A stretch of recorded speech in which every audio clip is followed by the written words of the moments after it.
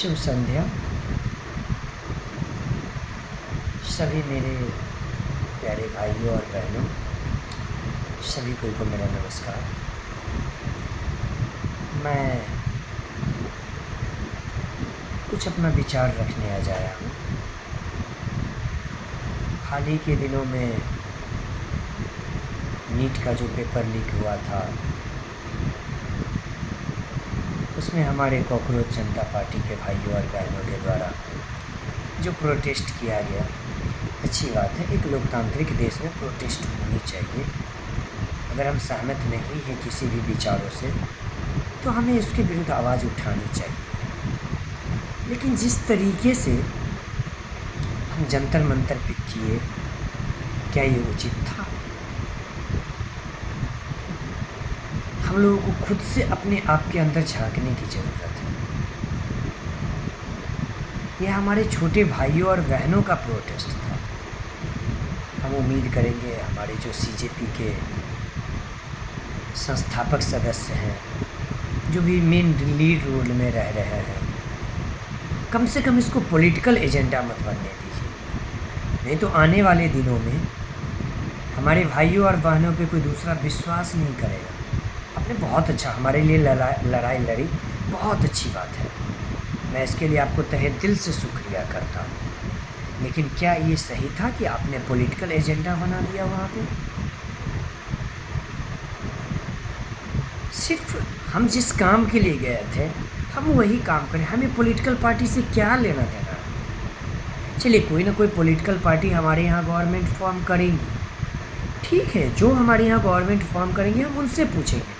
आज हमारे यहाँ मोदी गवर्नमेंट है, हमने एनडीए की सरकार से पूछा।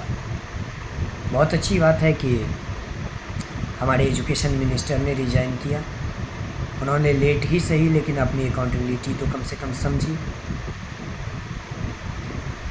लेकिन जो हुआ जंतर मंतर पे या देश के अन्य हिस्सों में, वो कहीं से भी एक स्टूडेंट, एक सभ्य समाज को नहीं दर्शाता है। हम एक सभ्य समाज में रहने वाले लोग हैं, तो उम्मीद करते हैं। और मुझे भी जाने का मन था, लेकिन जब मैंने देखा कि पॉलिटिकल लोग वहाँ पहुँच रहे हैं, तो फिर मैं सोचा नहीं, जाने से कोई फ़ायदा नहीं। मुझे कोई भी एजेंडा को पॉलिटिकल नहीं बनाना है। किसी भी गवर्नमेंट में मैंने ये नहीं देखा है अभी तक कि कोई भी गवर्नमेंट हमारी आ जाएगी, वो क्वेश्चन लिख को रोक देगी। हाँ, हम लोगों को एक अकाउंटेबिलिटी तय करवाना था, जो गवर्नमेंट खुद से नहीं जागी, तो हमें बताना था। हमें इस पॉलिटिकल पार्टी का नहीं चाहिए था सपोर्ट। क्या उन लोगों के समय में क्वेश्चन आउट नहीं हुआ था? जो आए थे वो क्या अपने गिरेबान में झांक करके थोड़ी सी देख ले? क्या वो जब प्राइम मिनिस्टर या चीफ मिनिस्टर या किसी भी पोस्ट पे थे, तो उनके रहते हुए क्वेश्चन आउट नहीं हुई थी? और उन्होंने कैसा स्टेप लिया था, सब देख चुका हूँ। लेकिन कम से कम हम उम्मीद करेंगे, हमारे जो छोटे छोटे भाई और बहनें वहाँ गए थे, उनके साथ इस तरीके का व्यवहार नहीं करना चाहिए आप लोगों को। और गवर्नमेंट से मेरा आग्रह है, हम लोग जब अपना प्रोटेस्ट करते हैं, तो ये कोई तरीका नहीं हुआ कि आप हम पे लाठी चार्ज करें। अब आप कहेंगे कि आप जंतर मंतर से निकल करके बाहर आ गए थे, ठीक है, लेकिन हम भी तो 20 दिन वहाँ बैठे थे ना। कितने दिन आप आए थे वहाँ खोजने के लिए? फिर मैं अंत में यही कहूँगा कि हमारे देश में हिंसा का कोई स्थान नहीं है। सीजेपी के समर्थक भाइयों और बहनों जितने भी हैं, उन सभी से मेरा आग्रह है, जो हो गया उसको हम बदल नहीं सकते हैं, रिग्रेट जरूर कर सकते हैं, लेकिन आगे से ऐसी बात ना हो। और वाकई में ये नेता लोग अगर हमारे लिए सोचते हैं, तो इन्हें हमारे कॉन्स्टिट्यूशन में रिजर्वेशन पॉलिसी के बारे में सोचना चाहिए। किस तरीके की रिजर्वेशन पॉलिसी हमारे यहाँ लागू है? अच्छी बात है कि जो पिछड़े हुए लोग हैं उनके लिए आप रिजर्वेशन ले करके आते हैं, लेकिन आपका उसको परखने का तरीका सही नहीं है। आपका पैरामीटर एक भी सही नहीं है। आज जो गरीब है वो और ही गरीब होते जा रहा है।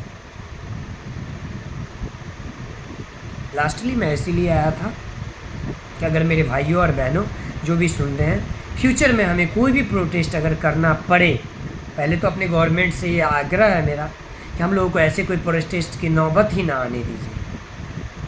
बहुत उम्मीद के साथ आपको वोट दिए थे सर और मैम। आप सरकार में चुन के आए, इसका मतलब ये नहीं कि हम लोगों को छोड़ दीजिए। अच्छी बात है, आपने बहुत सारा स्टेप लिया है, लेकिन हमारे भाइयों और बहनों इस चीज़ का बिल्कुल ध्यान रखिए कि किसी कीमत पे हम हिंसा पे नहीं आएंगे। हमारे राष्ट्रपिता महात्मा गांधी से हमें कुछ सीखना चाहिए। क्या नहीं किया अंग्रेज ने हमारे साथ, लेकिन वो अहिंसा के रास्ते पे चल के देश को आज आज़ाद करवाया। वो अगर कहीं देख रहे होंगे, क्या सोच रहे होंगे हम लोगों के बारे में।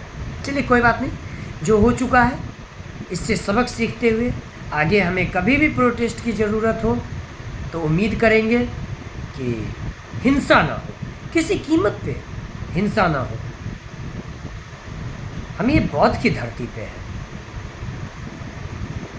भगवान राम ने यहाँ जन्म लिया है।